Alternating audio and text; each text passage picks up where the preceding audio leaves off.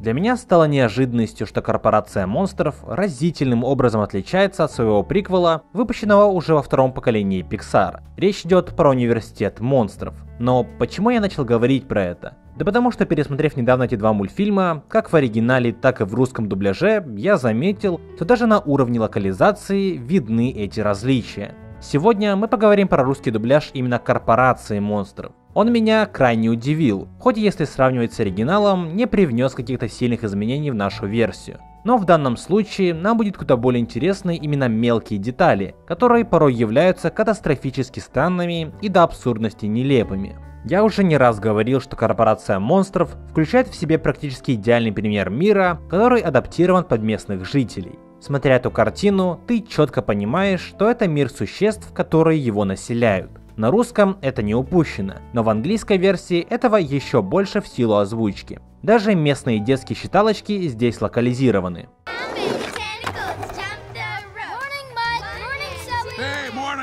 В песенке детей фигурирует слово tentacles, то есть щупальцы. На русском же решили не заморачиваться и вставить обычную считалочку на манер людей.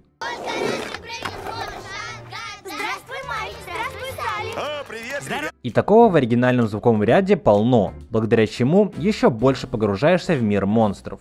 Вообще в начальной сцене невероятно огромное количество отличий, и мы к ним еще вернемся. А пока что прервемся на... Нет, не рекламу, в этот раз мне не заплатили. Прервемся на одну сцену, которая происходит почти в самом конце мультфильма. Там есть один момент, который настолько нелепый в русском дубляже, что я думаю, он может стать новым мемом. В общем, когда Майка и Салли изгоняют в Гималаи к снежному человеку, происходит препирательство между главными героями. Я не могу точно сказать, почему локализаторы сделали то, что вы сейчас увидите, но у меня есть на это своя теория. Предлагаю сперва послушать момент на английском.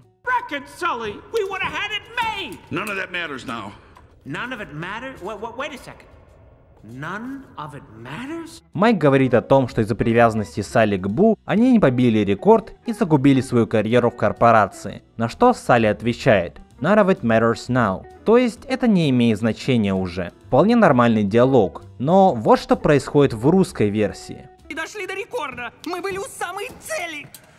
Киса должен... Не играет роли? Нет, секундочку. Не играет роли? Вместо фразы «это не играет роли» Салли произносит «Киса должен». Затем Майк делает вид, будто Салливан только что сказал, якобы это все не играет роли.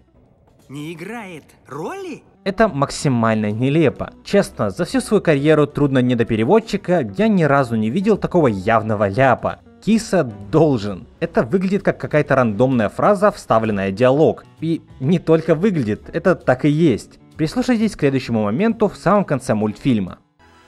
Киса должен уйти. Киса должен...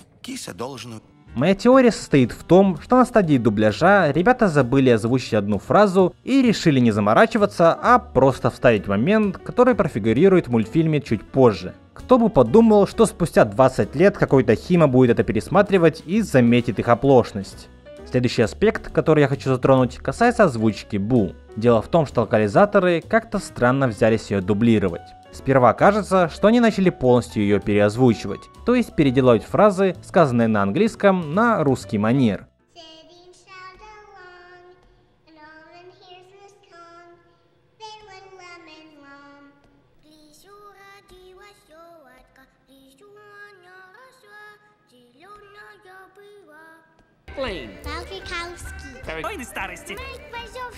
Только вот под конец точно такие же фразы остались неозвученными. Видимо, ребятам стало лень, и они подумали, что и так сойдет. Это небольшое изменение, но коль вы уже взялись, то будьте добры, доводите дело до конца. Далее у нас ваша любимая рубрика «Русский дубляж считает нас идиотами». Не сказать, что тут прям много подобных моментов, но они есть. Когда Салли впервые натыкается на Бу и пытается от нее избавиться, на английском он не пророняет ни слова, тогда как на русском говорит «отстань». Отстань! Чуть позже, когда Бу оказывается в доме главных героев, она сбивает стопку кассет, на что Майк в оригинале резко реагирует. На английском Одноглазый говорит «you little». Похожая фраза уже встречалась в роликах по Рататую и некоторых других видео. Данное выражение в английском подразумевает матерный посыл. Майк начинает его произносить, но вовремя останавливается. Другими словами, он говорит «ах ты малая», дальше продолжите сами. На русском этого нет. Отойди! Нет, не трогай! Я же их ставил по алфавиту. Чуть позже, когда Салли выходит на первое место по крикам, он ведет небольшой диалог с мистером Водоносом. На английском он говорит, что учился у лучших, и при этом пальцем указывает на Водоноса. На русском локализаторы посчитали, что зрители не поймут, о ком говорит Салли, и добавили предложение, прямым текстом говорящее, что герой учился у Водоноса. Я учился у лучших мастеров, мистер Водонок. Например, у вас. А теперь, после всего вышесказанного, давайте пройдемся по хронометражу. В самой первой сцене нас встречает стажер, которого на русском прозвали Хлюпиком. Сперва его называют мистером Хлюпом. Так, хорошо, мистер Хлюп. Мама зовет меня Хлюпик. Ага. Ничего примечательного в этом нет, но в оригинале тут есть интересный момент. All right, Mr. Bile, is it? My friends call me Phlegm. Ага. Девушка-монстр называет Хлюпа мистер Байл, то есть в переводе мистер Желчь. Кто-то исправляет ее, говоря, что друзья называют его Флэм, то есть слизь или флегма. Другими словами, она запомнила, что его имя как-то связано то ли с каким-то органом, то ли с какой-то жидкостью, и сказала первое, что пришло ей в голову. Вскоре после этого, когда Майк и Салли идут на работу, Вазовский изъявляет желание поехать на машине, но Джеймс его останавливает. Давай, Салли, залезай. Нет, нет. Стой, куда пошел? Майки Куда пошел? с криками перебои. На русском он говорит, что с криками перебои. Ранее я не особо понимал, что это значит. Какие еще перебои с криками. Но посмотрев картину в оригинале, все разложилось по полочкам. Okay, Sully, hop on in. Nope. Hey, where you going? What are Mikey, you there's a doing? scream shortage. We're walking. Салливан говорит «There's a scream shortage», то есть он имеет в виду, что в городе недостаток крика. Джеймс решил экономить на криках, на нашем языке на электроэнергии и пройтись пешком. Таким образом, он лишний раз подчеркнул проблему с криками в мире монстров. Далее, главный герой встречает монстра-продавца. На русском его сделали грузином, добавили соответствующий акцент и так далее. На английском же это мексиканец Тони. Hey, Tony! I hear somebody's... Я слышал, вы хотите... Тут есть едва заметная отсылка на сериал «Сопранос», где одним из действующих лиц является персонаж с именем Тони. Когда главный герой прощаются, Майк говорит «бада бинг», что отсылает нас на ночной клуб из ранее упомянутого сериала. Через некоторое время, прямо перед началом рабочего дня, Джеймс говорит с Рэндаллом. Hey, may the best monster win. I plan to. Итак, пусть победит сильнейший. Я надеюсь. На русском ничего такого нет, но в оригинале на слова Салли о том, что «пусть победит сильнейший», Рэндалл отвечает «I plan to», то есть он имеет в виду, что он, являясь сильнейшим монстром, и так планирует победить. Также хотелось бы уделить несколько слов интонации персонажей. Она тоже играет роль и в некоторых моментах меняет наше восприятие происходящего и того, что чувствует герой в тот или иной момент. Когда Джеймс укладывает Бу спать, он узнает, что Рэндалл — это ее монстр. Обратите внимание на разницу в интонации. Hey, that looks like Randall. Randall's your monster. Да, он похож на Рэндалла.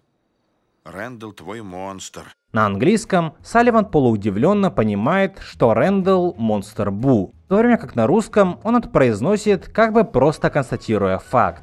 В том же эпизоде Салли поет колыбельную девочке. В русской версии это полноценная песенка со своим сюжетом, но в оригинале все куда скуднее. И вот здесь русская озвучка в какой-то веке проявила себя. Go to sleep. Now. Now go. You go to sleep. Сон ходит ночью в гости, тихо к тебе заходит, дует, и ты спишь. В середине мультфильма Рэндалл ловит Майка и везет его в тайное логово. Салли с Бу следуют за ним. Затем девочка находит потайную дверь, за что получает похвалу. Бу, way to go. Молодец, Бу. На русском тут опять ничего такого, в то время как в оригинале присутствует игра слов. Way to go означает умница или так держать, но дословно эту фразу можно перевести как путь, по которому можно пройти. Таким образом, Салли видит путь, по которому они могут пройти к Эндалу, и данной фразой хвалит девочку, одновременно констатируя факт того, что они нашли проход. Следующая отсылка относится к словам Снежного Человека в следующем моменте. Kids, sure. Tough kids, sissy kids, kids who climb on rocks. Дети? Конечно, мальчишки и девчонки, а также их родители. На русском тут присутствует пасхалка на Ералаш, в то время как в оригинале здесь отсылка на рекламу хот-догов 60-х годов. В общем и целом, дела с корпорацией Монстром обстоят так. Конечно, русский дубляж тут не так плох, если не учитывать киса должен и еще парочку спорных моментов. Локализаторы подобрали голоса, которые очень похожи на оригинальные, а также придумали фразу «глазу не верится». Глазу не верится. Да, на английском Майк просто говорит «I can't believe it», то есть «не могу поверить». Ребят, легендарные озвучки мультфильмов уже постепенно заканчиваются, поэтому я начинаю переходить на мультсериалы. Можете в комментариях написать, какие мультсериалы подошли бы для данной рубрики, по вашему мнению. Всем большое спасибо за просмотр и еще увидимся.